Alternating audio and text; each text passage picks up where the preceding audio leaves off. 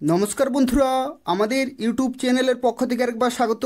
আজকে এই ভিডিওতে আমরা আলোচনা করব পশ্চিমবঙ্গে গ্রামীণ ব্যাংকগুলির তরফ থেকে ক্লার্কের পোস্টে নতুন নিয়োগ শুরু হচ্ছে, যেখানে টোটাল ভ্যাকেন্সি রয়েছে 7,000 এবং ছেলেরা মেয়েরা প্রত্যেকেই অ্যাপ্লিকেশন করতে পারবে এবং পশ্চিমবঙ্গের 23টি জেলাতে তোমরা পোস্টিং পেয়ে যাবে বিভিন্ন ব্রাঞ্চে এবং পশ্চিমবঙ্গের 23টি জেলার প্রত্যেকটি প্রার্থী এখানে অ্যাপ্লিকেশন করতে পারবে, যেখানে সরকারি চাকরি রয়েছে এবং অত্যন্ত ভালো মানের বেতনে নিয়োগ করা হচ্ছে পুরোপুরি পার্মানেন্ট পোস্টে। এবং আজকের এই ভিডিওটি পুরোপুরি দেখতে থাকো। আজকে অ্যাপ্লিকেশন থেকে শুরু করে যোগ্যতা, বেতন, সিলেবাস প্রত্যেকটি তথ্য সম্পর্কে আলোচনা করব। অর্থাৎ কবে থেকে তোমরা অ্যাপ্লিকেশন করতে পারবে, কতদিন পর্যন্ত অ্যাপ্লিকেশন চলবে, তোমাদের পরীক্ষাগুলি কবে কবে হবে এবং ফাইনালি রেজাল্ট কবে বেরোবে এবং তোমরা কবে জয়েনিং পাবে, প্রত্যেকটি তথ্য নিয়ে আলোচনা করব। যারা যারা ভিডিও দেখছো অবশ্যই লাইক করে দেবে। তার পাশাপাশি চাকরি সংক্রান্ত প্রত্যেকটি আপডেট পাওয়ার জন্য অবশ্যই চ্যানেলটি সাবস্ক্রাইব করে রাখো। তো দেখো, ভিডিও শুরুতেই যে তথ্য সম্পর্কে আলোচনা করব যেটি হচ্ছে সময়সূচি, অর্থাৎ কবে থেকে অ্যাপ্লিকেশন শুরু হচ্ছে, তোমাদের পরীক্ষা কবে হবে এবং ফাইনালি জয়েনিং কবে পাবে, প্রত্যেকটি তথ্য নিয়ে আলোচনা করব। তো যারা যারা এখানে অ্যাপ্লিকেশন করবে তাদের ক্ষেত্রে বলে রাখি, জুন মাসের প্রথম সপ্তাহ থেকেই কিন্তু অ্যাপ্লিকেশন শুরু হয়ে যাবে এবং সম্ভবত 1 তারিখ থেকেই অ্যাপ্লিকেশন কিন্তু শুরু হয়ে যেতে পারে এবং তোমরা অ্যাপ্লিকেশন করতে পারবে জুন মাসের লাস্ট উইক পর্যন্ত, অর্থাৎ শেষ সপ্তাহ পর্যন্ত অ্যাপ্লিকেশন চলবে।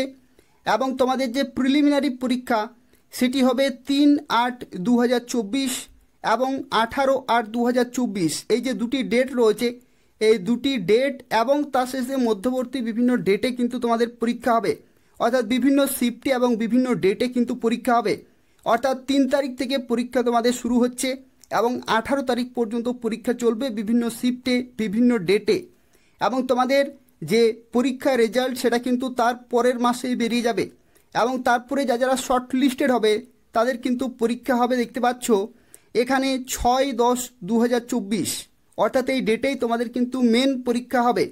এবং তোমাদের যে প্রভিজনাল অ্যালটমেন্ট লেটার, অর্থাৎ তোমরা কিন্তু জয়েনিং করতে পারবে জানুয়ারি 2025-এ, অর্থাৎ সম্ভবত জানুয়ারির প্রথম সপ্তাহে তোমরা কিন্তু প্রভিজনাল অ্যালটমেন্ট লেটার পেয়ে যাবে। তো দেখো, পশ্চিমবঙ্গে যে সমস্ত গ্রামীণ ব্যাংকগুলি রয়েছে সেই সমস্ত ব্যাংকগুলি পশ্চিমবঙ্গের কোন কোন জেলাতে রয়েছে এবং সেই সমস্ত জেলাতে তোমরা বিভিন্ন ব্রাঞ্চে পোস্টিং পেয়ে যাবে।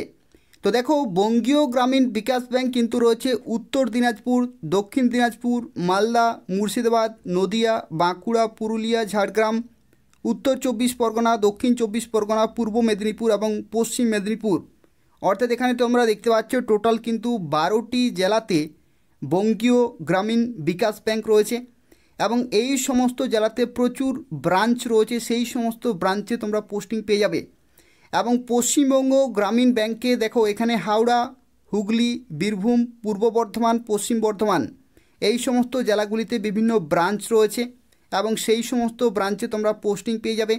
এবং উত্তরবঙ্গ ক্ষেত্রীয় গ্রামীণ ব্যাংক, দেখো এখানে উত্তরবঙ্গে যে সমস্ত জেলাগুলি রয়েছে যেমন কালিম্পং থেকে শুরু করে দার্জিলিং, জলপাইগুড়ি, কোচবিহার এবং আলিপুরদুয়ার, এই টোটাল 5টি জেলাতে বিভিন্ন ব্রাঞ্চ রয়েছে, সেই সমস্ত ব্রাঞ্চে তোমরা পোস্টিং পেয়ে যাবে।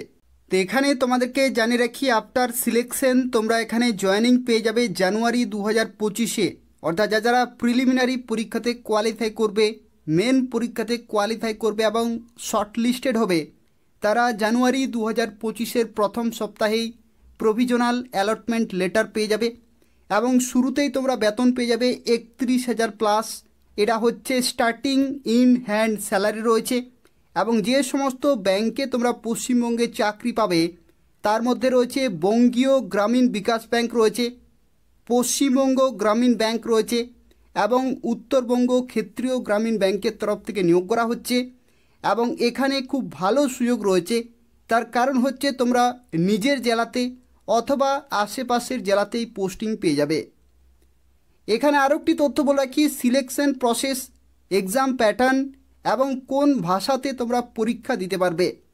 তো শুরুতেই জানিয়ে রাখি, পরীক্ষার যে ল্যাঙ্গুয়েজ রয়েছে সেটা হচ্ছে ইংলিশ অথবা হিন্দি অথবা বেঙ্গলি, অর্থাৎ তোমরা এখানে বাংলা ভাষাতেও পরীক্ষা দিতে পারবে। এবং যেখানে সিলেকশন প্রসেসের মধ্যে বলা হয় কি প্রথমে তোমাদের প্রিলিমিনারি পরীক্ষা হবে এবং তারপরে হবে মেন পরীক্ষা। এই দুইটি পরীক্ষাতে যারা কোয়ালিফাই করতে পারবে তারা ফাইনালি অফিস অ্যাসিস্ট্যান্ট মাল্টিপারপাস ক্যাটাগরিতে চাকরিটি পেয়ে যাবে। এবং এখানে দেখতে পাচ্ছ যে দুটি পরীক্ষা হচ্ছে, একটি হচ্ছে প্রিলিমিনারি পরীক্ষা এবং একটি হচ্ছে মেন পরীক্ষা। সেই প্রিলিমিনারি পরীক্ষার ক্ষেত্রে বলে রাখি, এখানে দেখতে পাচ্ছ রিজনিং থেকে থাকছে 40টি কোশ্চান 40 নম্বরের, নিউমেরিক্যাল এবিলিটি থেকে থাকছে 40টি কোশ্চান 40 নম্বরের, এবং এখানে 80টি কোশ্চান হচ্ছে 80 নম্বরের পরীক্ষা। এবং এখানে দেখতে পাচ্ছ কম্পোজিট টাইম অর্থাৎ টোটাল টাইম তোমরা কিন্তু পাচ্ছ 45 মিনিট, অর্থাৎ 45 মিনিটে 80টি কোশ্চান এবং 80 নম্বরের পরীক্ষা হচ্ছে। এবং এই পরীক্ষাতে যারা শর্টলিস্টেড হবে তাদেরকে ডাকা হবে মেন পরীক্ষার জন্য। এবং দেখতে পাচ্ছ এখানে মেন পরীক্ষার ক্ষেত্রে দেখতে পাচ্ছ টোটাল কিন্তু এখানে 5টি সাবজেক্ট রয়েছে, টোটাল 5টি সাবজেক্ট।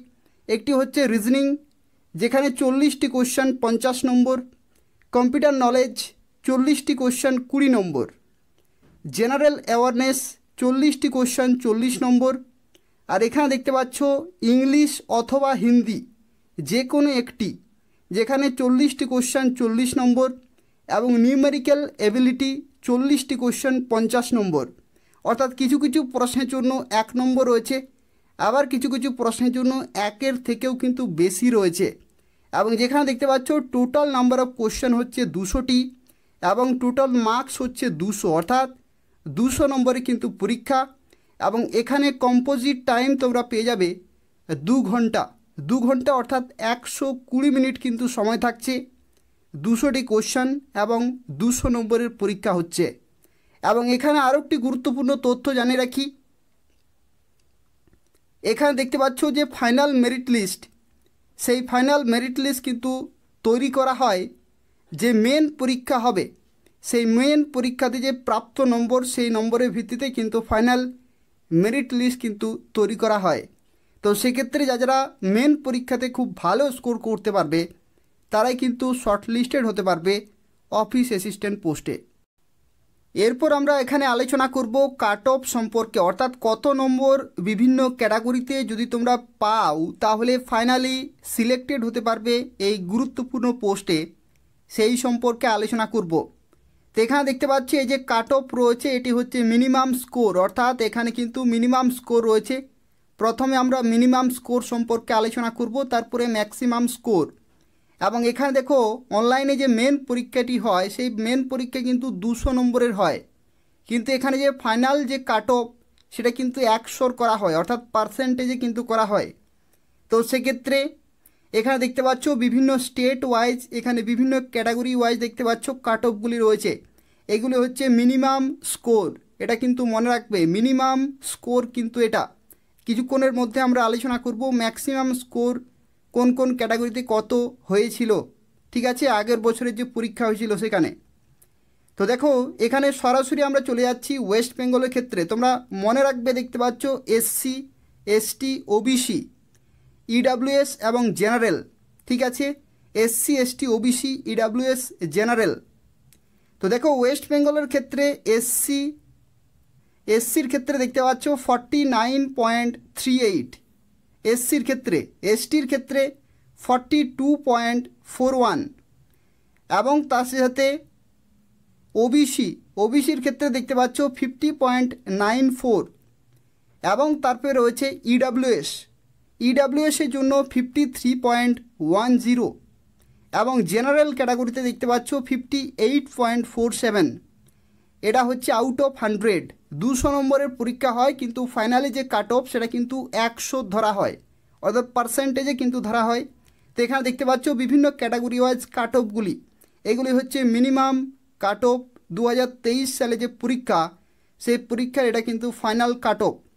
এবং তাছাড়াও দেখতে পাচ্ছ আরও বিভিন্ন কিন্তু ক্যাটাগরি রয়েছে, যেমন দেখতে পাচ্ছ যদি তোমরা এখানে দেখতে পাচ্ছ এইচআই অথবা ওসি, ভিআই, আইডি অথবা এক্স সার্ভিসম্যান হয়ে থাকো তাদের ক্ষেত্রে দেখতে পাচ্ছ বিভিন্ন কিন্তু কাট অফ রয়েছে, ঠিক আছে।